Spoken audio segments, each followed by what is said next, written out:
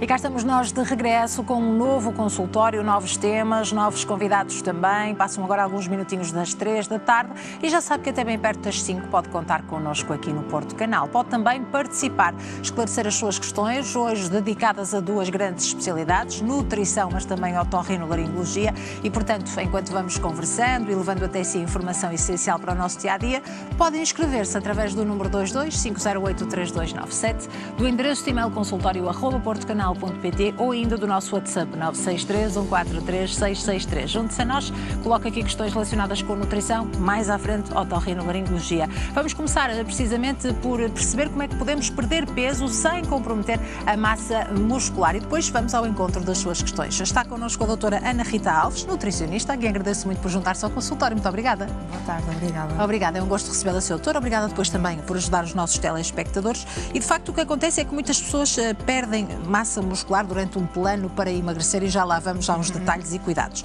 Mas o que é afinal a nutrição no desporto? A nutrição no desporto é essencialmente um ajuste de um plano alimentar ao movimento ou ao exercício físico que a pessoa faz durante o dia. É uma nutrição que não é só direcionada para desportistas, quem caminha, quem faz outros tipos de atividade, também é recomendada uma nutrição desportiva. Eu não sei que só um plano de alimentação saudável, mais proteína, mais ou menos hidratos e hidratação. Muitas vezes este plano é ajustado e adequado àquela pessoa e àquela modalidade. Exatamente, personalizado, essencialmente. Individualizado sempre, individualizado, não é? Essa é de facto a mensagem mais importante. Há algum erro assim mais comum para as pessoas que começam a treinar? Em consulta deparo-me principalmente com o saltar das refeições ou até mesmo o cortar os hidratos de carbono, porque as pessoas entram muito no exercício com o objetivo de ter uma perda rápida, porque já têm aquele objetivo pré-definido. E para mim é essencialmente um dos maiores erros, ou seja, a base nutricional muitas das vezes está em falta e não é por saltar ou por ir em busca de suplementos milagrosos que vai fazer a diferença ou até o contrário, porque normalmente quando as pessoas buscam apenas os suplementos ou os tais suplementos milagrosos, acontece o inverso. E como é que deve ser a base alimentar de quem faz exercício? A base alimentar essencialmente deve ser uma base rica em proteína, hidratos de carbono, que são o nosso combustível. A hidratação é extremamente importante e também as hortícolas e a fruta. Se calhar vou falar aqui de um dos mitos mais antigos, mas ainda muito prevalentes, que são os hidratos de carbono. São inimigos para quem quer perder peso? Não. Não é? Os hidratos de carbono, eu costumo dizer mesmo isto em consulta, e eu estou aqui mesmo por isso, porque eu acho que é muito importante desmistificarmos isto. Os hidratos de carbono são o nosso combustível. O nosso combustível, nós sem combustível nós não andamos, não é? Ou seja, no exercício físico, se o hidrato de carbono estiver em falta, a pessoa não vai ter progresso, a pessoa não vai atingir o objetivo que idealmente tem proposto. As proteínas que ingerimos não são transportadas porque efetivamente os hidratos de carbono acabam por ser o transportador da proteína para o músculo. Acaba por haver uma fraqueza muscular, onde muitas vezes também pode resultar em lesões, em fadiga, ou seja, o objetivo não é conseguido. Claro, mesmo quem está num processo de perda de peso, Mesmo pode muitas quem vezes incluir, não é? Num plano ajustado, os hidratos de carbono. Principalmente nos planos já que está a falar da perda de peso, que é, nesta época do ano, existe muito essa procura. Pronto, o que é que acontece? O que é que eu noto em consulta? As pessoas têm muito essa mania de tirar, eu digo mania, que é a forma mais fácil de falar, de tirar os hidratos de carbono, só que esquecem-se que efetivamente a proteína apenas vai para o músculo, não é? Não é apenas, mas vai para o músculo através desse tal combustível, os hidratos de carbono. Quando nós não ingerimos os hidratos de carbono, não há como a proteína ir para o músculo, ou seja, o músculo não cresce. Claro. Quem efetivamente é responsável pelo nosso metabolismo é a massa muscular. Ou seja, se a massa muscular não chegar à proteína necessária, o que é que acontece? A massa muscular não vai aumentar, pelo contrário, ela vai decrescer, o metabolismo da pessoa vai descer. Ao descer o metabolismo, a predisposição da pessoa a ganhar gordura é maior, é muito maior, e existe depois aquelas pessoas que nos chegam em consulta e que dizem eu quanto menos como, mais engordo. E efetivamente é verdade, porque a pessoa quanto menos energia dá, o organismo em ato de sobrevivência, claro, em vez de não tem combustível, ele vai baixar a massa muscular, baixar o metabolismo. e a gordura aumenta. E ainda é importante também, cada vez mais, sabermos a importância da massa muscular, não é? Principalmente sim, a partir de uma determinada idade. Sim, e é um dos fatores que eu gosto muito de trabalhar. A parte do desporto é uma parte que me fascina, sim, mas o que eu mais... Planos há muitos, como eu costumo dizer em consulta, planos há muitos. Há o meu plano, há o plano dos meus colegas nutricionistas, há o plano no ChatGPT, há imensos planos. Mas a pessoa tem que perceber efetivamente isto. A pessoa tem que perceber o porquê de ser necessário a ingestão dos hidratos de carbono para haver um transporte da proteína ingerida, porque senão a pessoa vai chegar a um exercício físico e, como todos nós sabemos, emagrecer acaba por ser uma agressão para o nosso corpo, por isso é que é tão difícil emagrecer. O corpo vai entrar em defesa. Vamos treinar. Se formos treinar, não temos os hidratos de carbono suficientes ou até as vitaminas suficientes, os minerais suficientes, o que é que o nosso corpo faz? O nosso corpo vai combater, não é? Ele vai perceber que não há um combustível. O que é que ele vai fazer durante o treino? Não vai fazer a missão que todos queremos que ele faça. Não vai haver uma evolução, não vai haver uma hidratação adequada. A pessoa, quando sai do treino, sai com menos energia, com menos massa muscular, com uma capacidade de recuperação muito menor, e depois chegam à consulta e dizem que não percebem porque é que treinam há um ano e efetivamente não saem da cepa torta, como se costuma dizer. Porque essa diferença, que é uma grande diferença, depois pode comprometer o resultado final. Não? As pessoas treinam exatamente com um objetivo e, sem dúvida alguma, que fica comprometido. E a proteína, porque é que é tão falada e tão importante também? A proteína é falada porque ela é essencialmente, ou melhor, ela é essencial para repor a nossa massa muscular.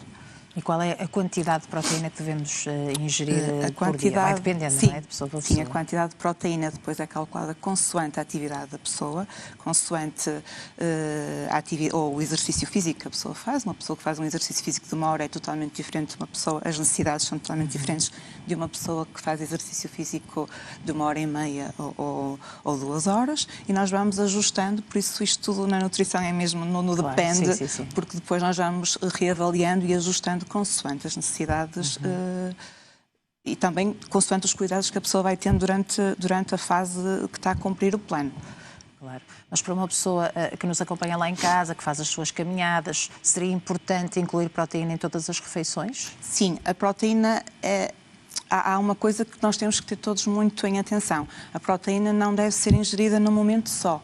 Ou seja, a proteína deve ser distribuída ao longo do dia para que o nosso corpo perceba que nós temos esse combustível e que ele existe para haver uma boa regeneração e uma boa recuperação. E onde é que vamos buscar a proteína? Por exemplo, temos os laticínios, temos o queijo, existe a whey, muitas vezes utilizada, que é sempre a minha última opção. Não vou dizer que não seja prática, porque é muito prática, mas valorizo sempre o alimento em si, carne, peixe, ovos. O alimento base, para mim, é mesmo o alimento do prato. Mas há suplementos whey que são indicados em algumas fases do treino ou do plano para emagrecer para alguns atletas. Sem dúvida. Isso depende também essencialmente do tipo de treino e se durante o plano alimentar as necessidades energéticas a nível proteicas são necessárias, ou até mesmo o atleta não tem... O atleta ou até a pessoa não tem tempo para ingerir a proteína necessária, acaba sempre por ser um gatilho essencial e crucial. E suplementos para emagrecer, doutora, quando é que estão recomendados? No meu ponto de vista, o melhor suplemento para emagrecer acaba por ser o nosso multivitamínico natural, que são as frutas, os legumes. Se nós efetivamente tivermos esses suplementos, ou seja, as vitaminas e os minerais sempre controlados, os suplementos serão sempre descartados, como é óbvio. É difícil às vezes explicar esta importância aos É muito difícil e em consulta é a parte que eu mais gosto, porque as pessoas vêm com um estigma das redes sociais. As pessoas acham que o caminho mais fácil é aquele que é o melhor e dá-me muito gozo e dá-me muito prazer explicar que tudo tem um porquê. explicar a necessidade das pessoas incutirem vitaminas, minerais, a necessidade das pessoas procurarem outros profissionais de saúde para complementarem o plano alimentar com análises para perceber quais são os déficits que efetivamente as pessoas poderão ter ou não. Depois das pessoas entenderem e perceberem que até nisso, ou seja, que emagrecer não é fácil e morrer também não é fácil, é isso que eu costumo dizer, até para morrer é difícil, ou seja, nós temos que perceber que emagrecer é uma agressão para o nosso organismo, nós temos sempre que perceber quais são os gatilhos que temos que usar. E o nosso organismo vai fazer de tudo para não emagrecer, ou seja, ele tem que ter a base principal, que foi o que eu falei no início. Sem essa base não há suplemento emagrecedor, não há suplemento proteico, não há, muitas das vezes a creatina é muito utilizada e bem, mas mesmo a creatina, que é muito estudada e tem uma eficácia comprovada, sim. Para isso é preciso haver a base, é preciso haver o mínimo. Isso custa muito entender às pessoas que o mínimo muitas das vezes é o essencial. Ou seja, às vezes desvalorizam a base e nós temos uma riqueza muito grande, a dieta mediterrânica, não é? Exatamente. Em prol, então, de suplementos, por acreditarem que aqueles suplementos possam fazer esse trabalho sozinhos. São milagrosos, sim. E não são. E não são.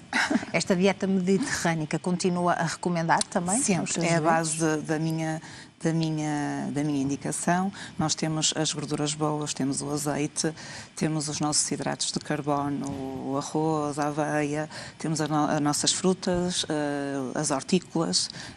Com a nossa dieta, essencialmente, nós somos uns privilegiados, porque com ela nós podemos mesmo garantir todas as necessidades que o nosso corpo necessita. E temos antioxidantes naturais, que são essenciais também. Sim, temos os frutos vermelhos, que são uns bons antioxidantes. Temos também, dentro dos citrinos, temos que nos dão vitamina C, temos os morangos também que nos dão vitamina C, carotenoides, a abóbora, por exemplo, a cenoura, todos eles são uma boa fonte, são o nosso multivitamínico natural, digamos assim. E é importante privilegiar a fruta da época? Exatamente. Não em vão, nesta época, nós temos muita variedade de fruta e é isto que eu tento sempre focar em consulta. Não é em vão que nós temos uma variedade de fruta no verão. Porquê é que ela existe? Porque o nosso organismo precisa dela. E as pessoas chegam em consulta e dizem: eu apetecia-me tanto uma peça de fruta hoje. Posso comer uma peça de fruta? Claro que pode.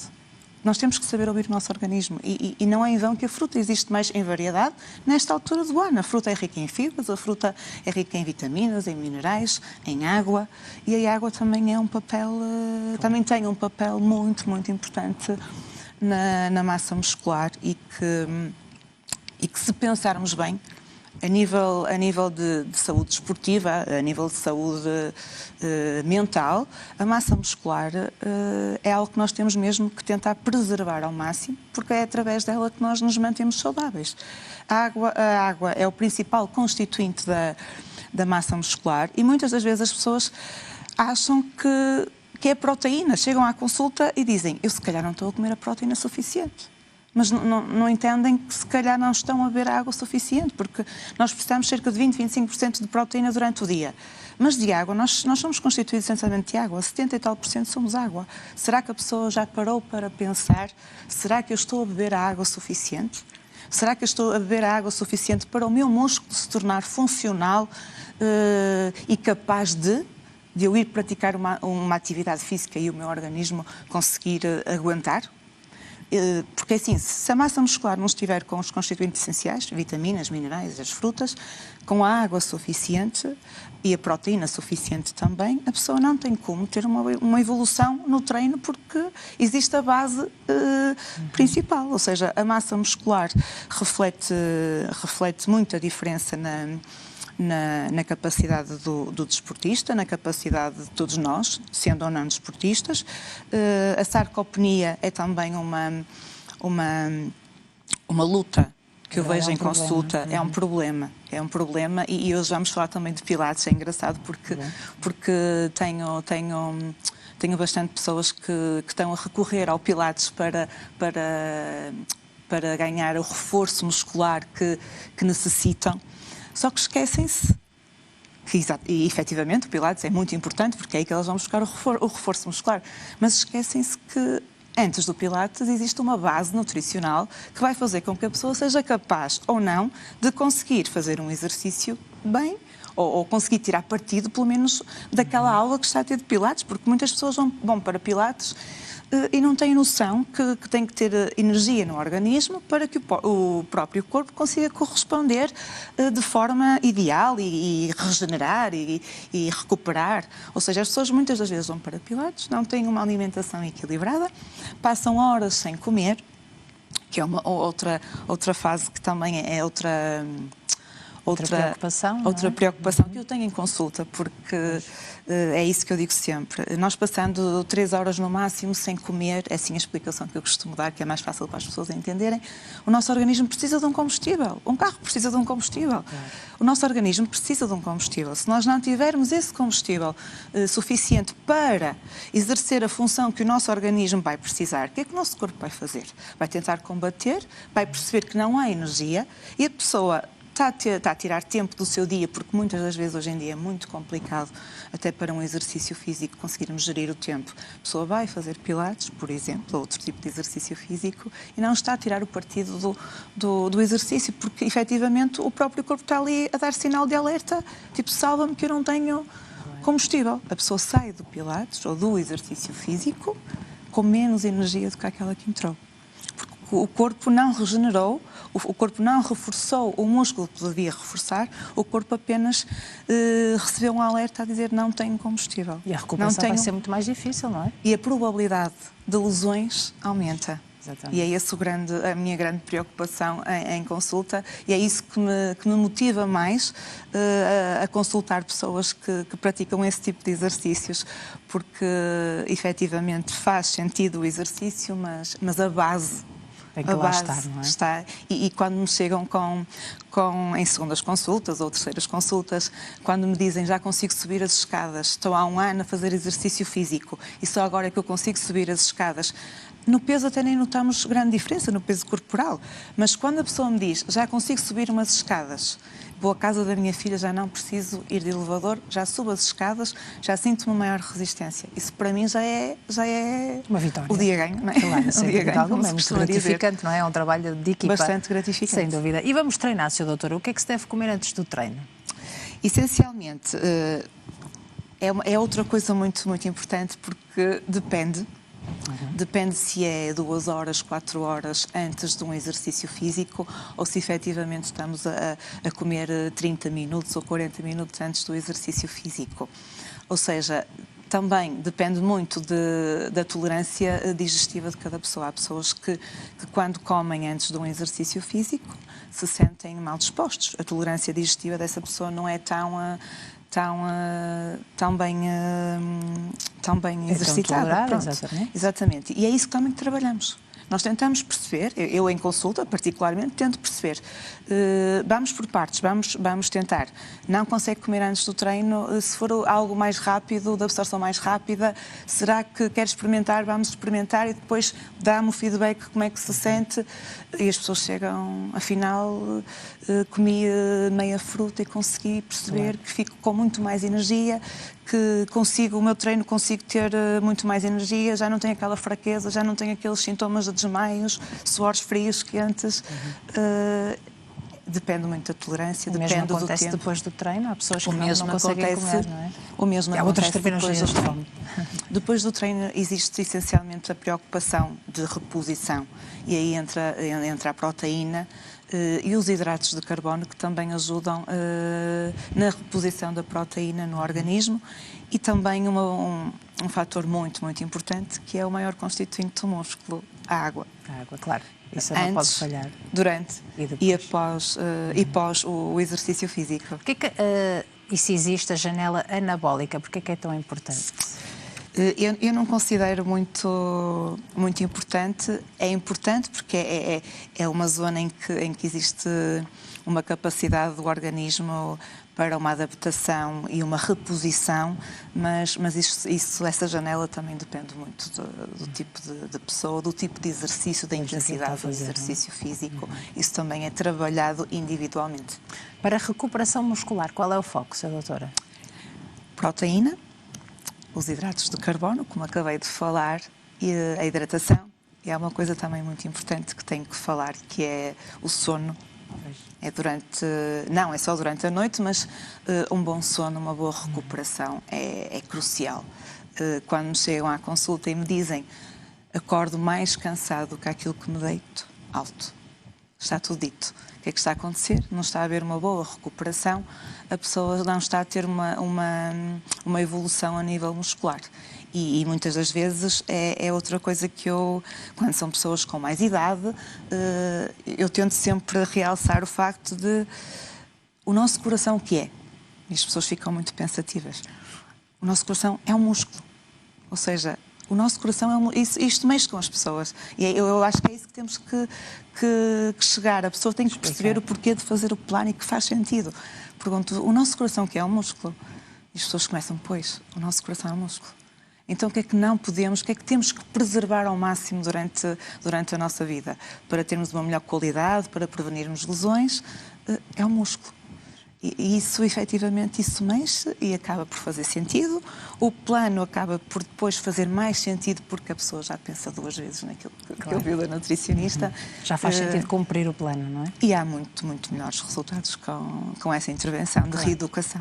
Preservar a saúde cardiovascular. Exatamente. Sra. Doutora, vamos só esclarecer aqui 3 ou 4 questões, aqui alguns mitos, como, por exemplo, a fruta tem açúcar, devo evitar? A fruta tem açúcar, não devemos evitar, obviamente. A fruta não é um sumo, a fruta tem açúcar, mas também tem fibras e dá-nos a água, que também é essencial, vitaminas e minerais, como falamos há bocado. E precisamente por falar de água e hidratação, as bebidas isotónicas são necessárias para toda a gente? As bebidas isotónicas, a melhor bebida é a água, sem dúvida. A bebida isotónica poderá fazer sentido, dependendo muito do tipo de exercício físico, do tempo de exercício físico que a pessoa faz, e também depende muito da temperatura em que a pessoa está exposta, e do suor, da transpiração de cada um. Lá está, é tudo individualizado. Creatina é para todos? Não. A creatina, como eu falei, não direi que não é para todos, pode ser para todos, porque é o suplemento mais bem estudado e eu acredito muito nele, ele ajuda muito na recuperação e na força, mas existe sempre a base, como eu falo sempre, a base principal. Se conseguirmos manter as proteínas, os hidratos de carbono, os minerais essenciais, as frutas, as hortícolas, a creatina poderá não ser necessária, ou seja, isto depois é reavaliado consoante o cansaço, consoante as dicas da pessoa que está a cumprir o plano e como se sente no seu dia-a-dia, em termos de recuperação. Só para terminar, para as pessoas vegetarianas, conseguem ganhar músculo? Claro que sim. Claro que sim, as pessoas vegetarianas têm sempre que ter muita atenção, principalmente com a alimentação, não é? Temos sempre as leguminosas, temos o tofu, mas sobretudo nas pessoas vegetarianas eu tento sempre em consulta priorizar também a análise das vitaminas, da vitamina B12 e do ferro, porque acaba sempre por ser muito importante termos esse controle sempre em ação. Muito bem. Mas sim, é possível. Muito obrigada por estar aqui connosco no consultório. Falarmos então deste